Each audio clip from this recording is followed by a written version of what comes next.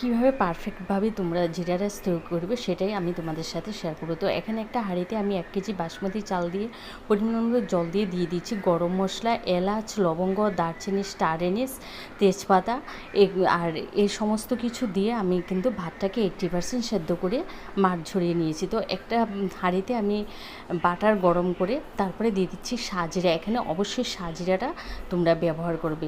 সাজিরাটা যখন সুন্দর একটা ফ্লেভার আসবে তারপরে তৈরি করে বাসমতি রাইসটা দিয়েছি, দিয়ে ভালো করে বাটারের সাথে মিশিয়ে নিয়েছি।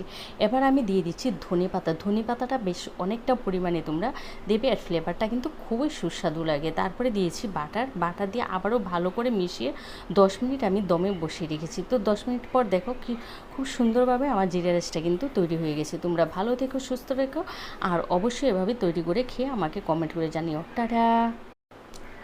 কীভাবে পারফেক্টভাবে তোমরা জিরা রাইস তৈরি করবে সেটাই